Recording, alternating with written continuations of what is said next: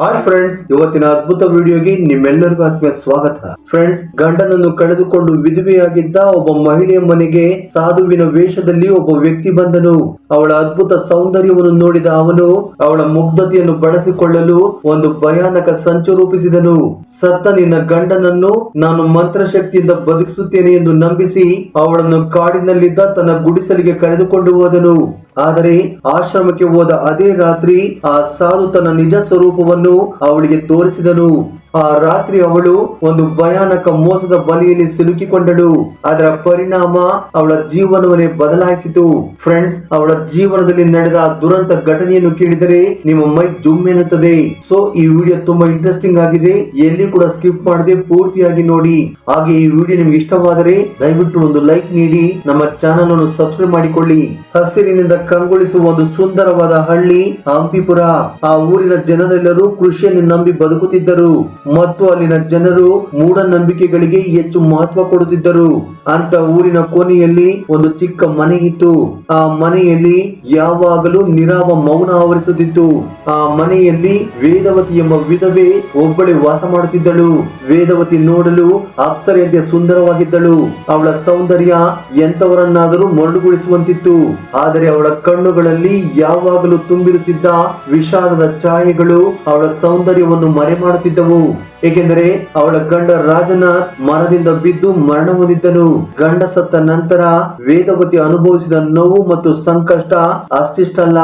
ಅವಳ ಬದುಕು ಒಂದು ಕಾಲದಲ್ಲಿ ತುಂಬಿದ ಕೊಡದಂತಿತ್ತು. ಆದರೆ ವಿಧಿ ಆಟಕ್ಕೆ ಸಿಲುಕಿ ಈಗ ಒಡೆದ ಕನ್ನಡಿಯಂತಾಗಿತ್ತು. ಈಗಿರುವಾಗ ಒಂದು ದಿನ ಮಧ್ಯಾಹ್ನ ಊರಿನ ಜನರೆಲ್ಲರೂ ತಮ್ಮ ತಮ್ಮ ಕೆಲಸಗಳಲ್ಲಿ ಮಗ್ನರಾಗಿದ್ದರು. ಆಗ ಊರಿಗೆ ದಾಸಪ್ಪ ಎಂಬ ಸಾಧುವಿನ ವೇಷ ಧರಿಸಿದ್ದ ಒಬ್ಬ ವ್ಯಕ್ತಿ ಪ್ರವೇಶ ಮಾಡಿದನು. ಮೈ ತುಂಬಾ ವಿಭೂತಿ ಬಳಿದುಕೊಂಡು ಕೇಸರಿ ಬಟ್ಟೆ ಧರಿಸಿ ಕೈಯಲ್ಲಿ ಕಮಂಡಲ ಹಿಡಿದುಕೊಂಡು ನೋಡಲು ಮಹಾನ್ ತಪಸ್ವಿಯಂತೆ ಕಾಣುತ್ತಿದ್ದನು.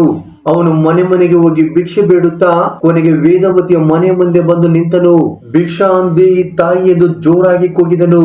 ಆ ಧ್ವನಿ ಕೇಳಿ ಮನೆಯಲ್ಲಿದ್ದ ವೇದವತಿ ಹೊರಗೆ ಬಂದಳು. ಆಕೆ ಮುಗ್ಧವಾಗಿ ಬಂದು ಬಾಗಿಲಲ್ಲಿ ನಿಂತಳು. ಅವಳನ್ನು ನೋಡಿದ ತಕ್ಷಣ ದಾಸಪ್ಪನ ಕಣ್ಣುಗಳು ಸ್ತಬ್ಧವಾದವು. ಅವಳ ಅದ್ಭುತ ಸೌಂದರ್ಯ, ಬಿಳಿ ಸೀರೆಯಲ್ಲಿ ಮಿನುಗುತ್ತಿದ್ದ ಅವಳ ರೂಪ ಅವನ ಕಾಮವನ್ನು ಕೆರಳಿಸಿದವು. ಅವನು ಸಾಧುವಿನ ವೇಷದಲ್ಲಿದ್ದ ಒಬ್ಬ ಮೋಸಗಾರ. ಭಿಕ್ಷೆ ಬೇಡಿಕೊಂಡು ತಿನ್ನುತ್ತಾ ಹೆಣ್ಣು ಮಕ್ಕಳನ್ನು ಮೋಸ ಮಾಡುವುದೇ ಅವನ ಕೆಲಸವಾಗಿತ್ತು. ಇಂಥ ಸುಂದರವಾದ ಸ್ತ್ರೀ ಒಬ್ಬಂಟಿಯಾಗಿರುವುದನ್ನು ನೋಡಿ ಅವನ ತಲೆಯಲ್ಲಿ ಕೆಟ್ಟ ಆಲೋಚನೆಗಳು ಮೂಡಿದವು. ವೇದವತಿ ಒಳಗೆ ಹೋಗಿ ಸ್ವಲ್ಪ ಹಿಟ್ಟು ಮತ್ತು ಅಕ್ಕಿಯನ್ನು ತಂದು ಅವನ ಜೋಳಿಗೆಗೆ ಹಾಕಿದಳು. ಆಗ ದಾಸಪ್ಪ ಅವಳ ಮುಖವನ್ನೇ ನೋಡುತ್ತಾ, ತಾಯಿ, ನಿನ್ನ ಮುಖದಲ್ಲಿ ಇಷ್ಟೊಂದು ನೋವೇಕೆ? ಇಷ್ಟು ಚಿಕ್ಕ ವಯಸ್ಸಿನಲ್ಲಿ ಬಿಳಿ ಸೀರೆ ಹುಟ್ಟಿದ್ದೀಯಲ್ಲ, ನಿನ್ನ ಗಂಡನಿಗೆ ಏನಾಯಿತು ಎಂದು ಕೇಳಿದನು. ಆ ಮಾತು ಕೇಳಿದ ತಕ್ಷಣ ವೇದವತಿಯ ಕಣ್ಣಲ್ಲಿ ನೀರು ತುಂಬಿತು. ಅವಳು, ಏನ್ ಹೇಳಿ ಸ್ವಾಮೀಜಿ, ನನ್ನ ಹಣೆ ಬರಹವೇ ಸರಿ ಇಲ್ಲ. ನನ್ನ ಗಂಡ ಕೆಲವು ವರ್ಷಗಳ ಹಿಂದೆ ಮರದಿಂದ ಬಿದ್ದು ತೀರಿಕೊಂಡರು. ಅವರ ನೆನಪುಗಳಲ್ಲೇ ದಿನ ಕಳೆಯುತ್ತಿದ್ದೇನೆ ಎಂದು ಹೇಳಿದಳು.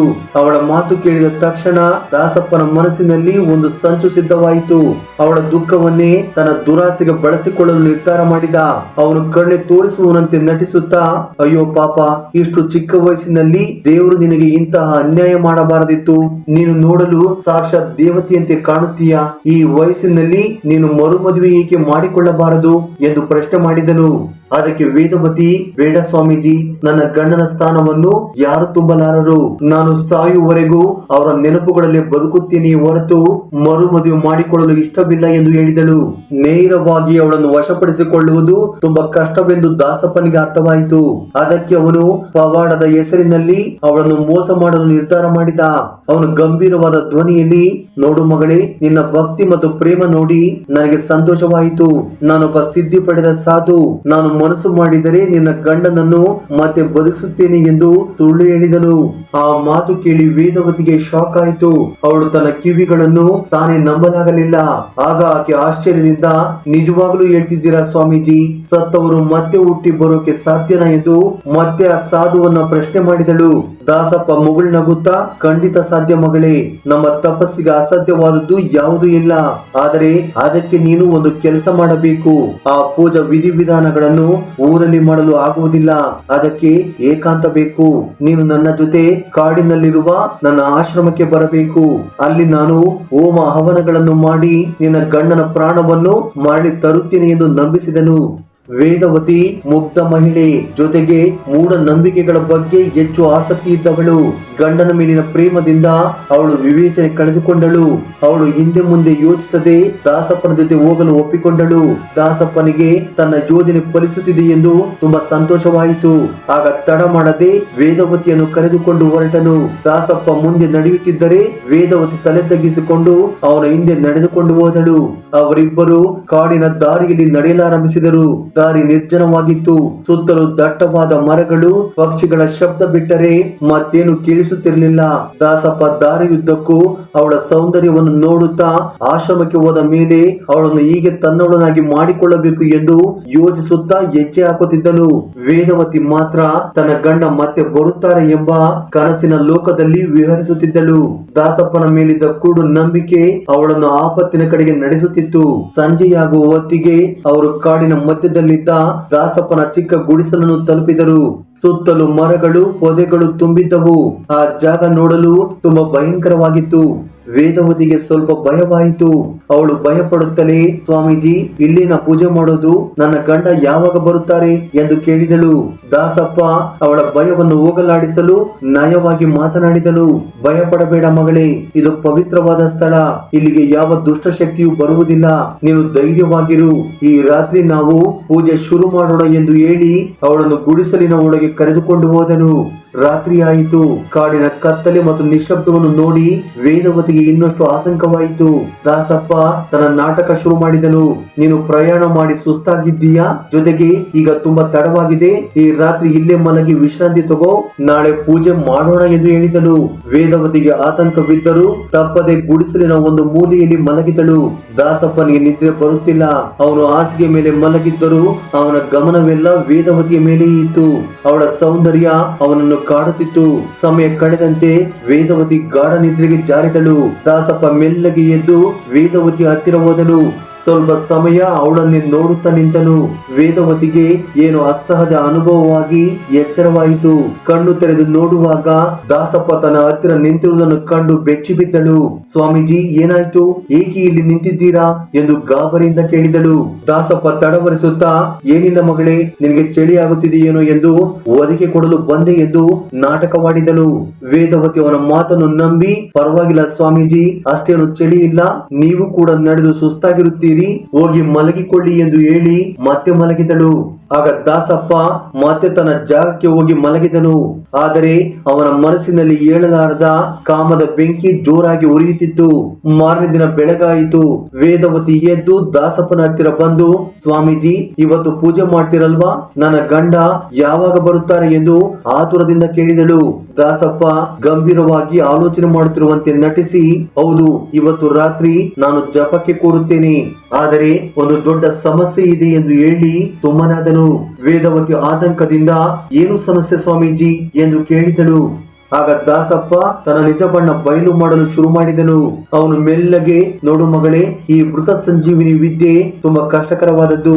ಈ ಜಪ ಸಿದ್ಧಿಸಬೇಕಾದರೆ ಪೂಜೆ ಮಾಡುವ ಸಾಧು ಸಂಸಾರಿಯಾಗಿರಬೇಕು ಅಥವಾ ಅವನು ಸ್ತ್ರೀಯ ಸಾನ್ನಿಧ್ಯ ಪಡೆದಿರಬೇಕು. ಆದರೆ ನಾನೊಬ್ಬ ಅಪ್ಪಟ ಬ್ರಹ್ಮಚಾರಿ, ನನಗೆ ಹೆಂಡತಿ ಇಲ್ಲ. ಆದ್ದರಿಂದ ಈ ಪೂಜೆ ಫಲಿಸಬೇಕಾದರೆ ನಾನು ಒಬ್ಬ ಸ್ತ್ರೀಯ ಸಹಕಾರ ಪಡೆಯುವುದು ಕಡ್ಡಾಯ.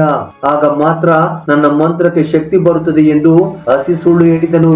ಈ ಮಾತು ಕೇಳಿ ವೇದವತಿಗೆ ಏನು ಮಾಡಬೇಕೆಂದು ತೋಚದೆ ಗೊಂದಲದಲ್ಲಿ ಬಿದ್ದಳು. ಇದೇನು ಪರೀಕ್ಷೆ? ನನ್ನ ಗಂಡನಿಗಾಗಿ ನಾನು ಇಂಥ ಕಠಿಣ ಪರೀಕ್ಷೆಗೆ ಒಳಗಾಗಬೇಕೆ ಎಂದು ಮನಸ್ಸಲ್ಲೇ ಕುಗ್ಗಿ ಹೋದಳು. ದಾಸಪ್ಪ ಅವಳ ಮುಖಭಾವಗಳನ್ನು ಗಮನಿಸುತ್ತಾ, ಯೋಚಿಸು ಮಗಳೇ, ನಿನಗೆ ನಿನ್ನ ಗಂಡ ಮುಖ್ಯವೋ ಅಲ್ಲವೋ ನೀನೆ ನಿರ್ಧರಿಸು. ನಾನು ನಿನ್ನನ್ನು ಬಲವಂತ ಮಾಡುವುದಿಲ್ಲ. ಆದರೆ ನೀನು ಒಪ್ಪದಿದ್ದರೆ ನಿನ್ನ ಗಂಡನನ್ನು ಬದುಕಿಸಲು ಸಾಧ್ಯವಿಲ್ಲ ಎಂದು ಹೇಳಿದನು. ವೇದವತಿಯ ಮನಸ್ಸು ಚಂಚಲವಾಯಿತು. ಅವಳ ಕಣ್ಣ ಮುಂದೆ ತನ್ನ ಗಂಡನ ನೆನಪುಗಳು ಬಂದವು. ಅವಳು ತನ್ನ ಗಂಡನಿಗಾಗಿ ಎಂತ ತ್ಯಾಗಕ್ಕೂ ಸಿದ್ಧಳಾಗಿ ಕೊನೆಗೆ ದಾಸಪ್ಪನ ಮಾತಿಗೆ ಒಪ್ಪಿಕೊಂಡಳು. ಸರಿ ಸ್ವಾಮೀಜಿ, ನನಗೆ ನನ್ನ ಗಂಡ ಬೇಕು. ಅದಕ್ಕಾಗಿ ನಾನು ಏನು ಬೇಕಾದರೂ ಮಾಡಲು ಸಿದ್ಧ. ಆದರೆ ಪೂಜೆ ಮುಗಿದ ನಂತರ ನನ್ನ ಗಂಡ ನನಗೆ ಸಿಗಬೇಕು ಎಂದು ಷರತ್ತು ಹಾಕಿದಳು. ಇದನ್ನು ಕೇಳಿ ದಾಸಪ್ಪನ ಸಂತೋಷಕ್ಕೆ ಮೇರಿ ಇಲ್ಲದಂತಾಯಿತು. ಆಗ ಅವನು, ಖಂಡಿತ ಮಗಳೇ, ನಿನ್ನ ತ್ಯಾಗ ವ್ಯರ್ಥವಾಗುವುದಿಲ್ಲ ಎಂದು ಹೇಳಿದನು. ಆ ರಾತ್ರಿ ದಾಸಪ್ಪ ಅವಳ ನಂಬಿಕೆಯನ್ನು ಸಂಪೂರ್ಣವಾಗಿ ದುರುಪಯೋಗಪಡಿಸಿಕೊಂಡನು. ರಾತ್ರಿ ಕಳೆದು ಬೆಳಗಾಯಿತು. ಆದರೆ ಅವಳ ಗಂಡ ಬರಲಿಲ್ಲ, ಪವಾಡವು ನಡೆಯಲಿಲ್ಲ. ದಾಸಪ್ಪ ಮತ್ತೆ ಸುಳ್ಳು ಹೇಳಲು ಸಿದ್ಧನಾದನು. ಇನ್ನು ಜಪ ಪೂರ್ತಿಯಾಗಿಲ್ಲ, ಈ ರಾತ್ರಿ ಕೂಡ ಪೂಜೆ ಮುಂದುವರಿಸಬೇಕು, ಹೋಮ ಹವನಗಳನ್ನು ಮಾಡಬೇಕು ಎಂದು ಸುಳ್ಳು ಹೇಳಿದನು. ಹೀಗೆ ಕೆಲವು ದಿನಗಳು ಕಳೆದವು. ದಾಸಪ್ಪ ಅವಳ ನಂಬಿಕೆಯನ್ನು ಸಂಪೂರ್ಣವಾಗಿ ತನ್ನ ಸ್ವಾರ್ಥಕ್ಕೆ ಬಳಸಿಕೊಂಡನು. ಅವಳು ಮಾನಸಿಕವಾಗಿ ಸಂಪೂರ್ಣವಾಗಿ ಕುಗ್ಗಿ ಹೋದಳು. ವೇದವತಿ ಭಯ ಮತ್ತು ಮೋಸದ ನಡುವೆ ತನ್ನ ನಿರ್ಧಾರ ತೆಗೆದುಕೊಳ್ಳುವ ಶಕ್ತಿಯನ್ನೇ ಕಳೆದುಕೊಂಡಳು. ತಾನು ಮಾಡುತ್ತಿರುವುದು ಸರಿಯೋ ತಪ್ಪೋ ಎಂಬ ಪ್ರಜ್ಞೆಯು ಅವಳಿಗೆ ಇಲ್ಲದಾಯಿತು. ದಾಸಪ್ಪನ ಮಾತುಗಳೇ ಅವಳಿಗೆ ವೇದವಾಕ್ಯಗಳಾದವು. ದಿನಗಳು ಕಳೆದಂತೆ ಅವಳು ದಾಸಪ್ಪನ ಮೇಲೆ ಅವಲಂಬಿತಳಾದಳು. ದಾಸಪ್ಪನ ಮಾತುಗಳಿಂದ ಅವಳ ಗಂಡನ ನೆನಪುಗಳು ಕೂಡ ಮೆಲ್ಲಗೆ ಮೊಸಕಾದವು. ಆದರೆ ಮಾಡಿದ ಪಾಪ ಎಂದಿಗಾದರೂ ಹೊರ ಬರಲೇಬೇಕು. ದಾಸಪ್ಪನ ಆಟಕ್ಕೆ ಅಂತ್ಯ ಆಡುವ ಸಮಯ ಬಂತು. ಊರಿನಲ್ಲಿ ವೇದವತಿ ಕಾಣಿಸುತ್ತಿಲ್ಲ ಎಂದು ಚರ್ಚೆ ಶುರುವಾಯಿತು. ಊರಿನ ಹಿರಿಯರು ಮತ್ತು ಯುವಕರು ಅವಳನ್ನು ಹುಡುಕಲು ನಿರ್ಧರಿಸಿದರು. ಯಾರೋ ಅವರಿಗೆ ಸುಳಿವು ನೀಡಿದರು. ಅವಳು ಆ ಸಾಧುವಿನ ಜೊತೆ ಹೋಗಿದ್ದಾಳೆ, ಇಬ್ಬರು ಕಾಡಿನಲ್ಲಿದ್ದಾರೆ ಎಂದು ಮಾಹಿತಿ ಸಿಕ್ಕಿತು. ಆಗ ಊರಿನ ಜನರೆಲ್ಲರೂ ಒಟ್ಟಾಗಿ ಆ ಕಾಡಿನ ಕಡೆ ಹೊರಟರು. ಕಾಡನ್ನೆಲ್ಲ ಜಾಲಾಡುತ್ತಾ ಆ ಗುಡಿಸಲಿನ ಬಳಿ ತಲುಪಿದಾಗ ಅಲ್ಲಿ ಕಂಡ ದೃಶ್ಯ ನೋಡಿ ಎಲ್ಲರೂ ಶಾಕ್ ಆದರು. ವೇದವತಿ ಮತ್ತು ದಾಸಪ್ಪ ಗಂಡ ಹೆಂಡತಿಯರಂತೆ ಒಂದೇ ಮನೆಯಲ್ಲಿರುವುದನ್ನು ನೋಡಿದರು. ಊರಿನ ಜನರು ಕೋಪದಿಂದ ದಾಸಪ್ಪನನ್ನು ಹಿಡಿದು ಎಳೆದರು. ಏನು ನಡೆಯುತ್ತಿದೆ ಇಲ್ಲಿ ಎನ್ನುತ್ತಾ ಅವನ ಮೇಲೆ ಮುಗಿಬಿದ್ದರು. ದಾಸಪ್ಪ ಭಯದಿಂದ ನಡುಗಲಾರಂಭಿಸಿದನು. ಊರಿನ ಹಿರಿಯರು ವೇದವತಿಯನ್ನು ಪ್ರಶ್ನೆ ಮಾಡಿದರು. ತಾಯಿ, ನೀನು ಎಂಥ ಕುಟುಂಬಕ್ಕೆ ಸೇರಿದವಳು?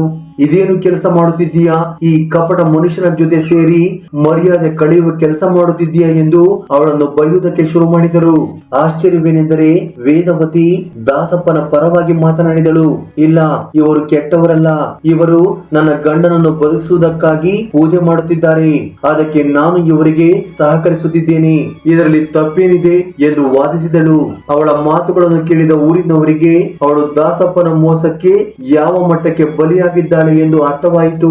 ಅವರು ಅವಳಿಗೆ ಬುದ್ಧಿ ಹೇಳುತ್ತಾ, ನೋಡಮ್ಮ, ಸತ್ತವರು ಎಂದಿಗೂ ಬದುಕಿ ಬರುವುದಿಲ್ಲ. ಇವನು ನಿನ್ನ ಆಸೆ ಮತ್ತು ನಂಬಿಕೆಯನ್ನು ದುರುಪಯೋಗಪಡಿಸಿಕೊಂಡಿದ್ದಾನೆ. ಇವನನ್ನು ನಂಬಬೇಡ ಎಂದು ಜೋರಾಗಿ ಗದರಿಸಿದರು. ಊರಿನ ಜನರ ಮಾತುಗಳು ಮತ್ತು ದಾಸಪ್ಪನ ಭಯಭೀತ ಮುಖವನ್ನು ನೋಡಿ ವೇದವತಿಗೆ ಸತ್ಯ ಅರಿವಾಯಿತು. ಅವಳ ಭ್ರಮೆಯ ಪರದೆ ಸರಿದು ತಾನು ಎಷ್ಟು ದೊಡ್ಡ ತಪ್ಪು ಮಾಡಿದೆ ಎಂದು ಅವಳಿಗೆ ಅರ್ಥವಾಯಿತು. ತಾನು ಎಂತ ಪಾಪದ ಕೆಲಸ ಮಾಡಿದೆ ಎಂದು ನೆನೆಸಿಕೊಂಡು ಕುಸಿದು ಬಿದ್ದಳು. ಅವಳ ಕಣ್ಣಲ್ಲಿ ಪಶ್ಚಾತ್ತಾಪ ಕಣ್ಣೀರಾಗಿ ಹರಿಯಿತು. ಊರಿನವರು ದಾಸಪ್ಪನನ್ನು ಪೊಲೀಸರಿಗೆ ಒಪ್ಪಿಸಲು ತೀರ್ಮಾನಿಸಿದರು. ಆಗ ದಾಸಪ್ಪ, ನನ್ನನ್ನು ಕ್ಷಮಿಸಿ, ನಾನು ತಪ್ಪು ಮಾಡಿದೆ. ಬೇಕಾದರೆ ನಾನು ವೇದವತಿಯನ್ನು ಮದುವೆಯಾಗಿ ಅವಳಿಗೆ ಜೀವನ ಕೊಡುತ್ತೇನೆ ಎಂದು ಗೋಗರಿದನು. ಆದರೆ ಈಗ ವೇದವತಿ ಸಂಪೂರ್ಣವಾಗಿ ಬದಲಾಗಿದ್ದಳು. ಅವಳು ಎದ್ದು ನಿಂತು ದೃಢವಾದ ಸ್ವರದಲ್ಲಿ, ಬೇಡ, ನಿನ್ನಂತ ಪಾಪಿ ಹೆಂಡತಿಯಾಗಿ ಬದುಕುವುದಕ್ಕಿಂತ ಒಂಟಿಯಾಗಿ ಸಾಯುವುದೇ ಮೇಲು. ನಾನು ಮಾಡಿದ್ದು ತಪ್ಪು. ಆ ತಪ್ಪಿಗೆ ನಾನೇ ಪ್ರಾಯಶ್ಚಿತ ಮಾಡಿಕೊಳ್ಳುತ್ತೇನೆ. ಇನ್ನು ಮುಂದೆ ನಾನು ದೇವರ ಧ್ಯಾನದಲ್ಲಿ ನನ್ನ ಉಳಿದ ಜೀವನವನ್ನು ಕಳೆಯುತ್ತೇನೆ ಎಂದು ಹೇಳಿದಳು. ವೇದವತಿಯ ನಿರ್ಧಾರವನ್ನು ಊರಿನವರು ಗೌರವಿಸಿದರು. ದಾಸಪ್ಪನಿಗೆ ಪೊಲೀಸರಿಂದ ತಕ್ಕ ಶಿಕ್ಷೆಯಾಯಿತು. ವೇದವತಿ ಮತ್ತೆ ತನ್ನ ಊರಿಗೆ ಹೋಗಲಿಲ್ಲ. ಅವಳು ಊರ ಹೊರಗಿದ್ದು ಒಂದು ದೇವಸ್ಥಾನದಲ್ಲಿ ತಪಸ್ವಿನಿಯಂತೆ ಬದುಕುತ್ತಾ ತನ್ನ ಪಾಪಗಳಿಗೆ ಪ್ರಾಯಶ್ಚಿತ ಮಾಡಿಕೊಂಡಳು. ಅವಳ ಜೀವನ ಊರಿನ ಹೆಣ್ಣು ಮಕ್ಕಳಿಗೆ ಒಂದು ಪಾಠವಾಯಿತು. ಫ್ರೆಂಡ್ಸ್, ಯಾರನ್ನು ಕುರುಡಾಗಿ ನಂಬುವುದು ಒಳ್ಳೆಯದಲ್ಲ. ಭಕ್ತಿ ಇರಲಿ, ಆದರೆ ಮೂಢನಂಬಿಕೆ ಬೇಡ. ನಮ್ಮ ಅಜಾಗರೂಕತೆಗೆ, ಮೋಸಗಾರರಿಗೆ ನಾವು ಕೊಡುವ ಅವಕಾಶವಾಗುತ್ತದೆ. ಫ್ರೆಂಡ್ಸ್, ಈ ವಿಡಿಯೋ ಬಗ್ಗೆ ನಿಮ್ಮ ಅನಿಸಿಕೆ ಅಭಿಪ್ರಾಯಗಳನ್ನು ಕಮೆಂಟ್ ಬಾಕ್ಸ್ ಅಲ್ಲಿ ಕಮೆಂಟ್ ಮಾಡಿ. ಹಾಗೆ ಈ ವಿಡಿಯೋ ಇಷ್ಟವಾಗಿದ್ದರೆ ದಯವಿಟ್ಟು ಲೈಕ್ ನೀಡುವುದನ್ನು ಮರೆಯಬೇಡಿ. ಧನ್ಯವಾದಗಳು.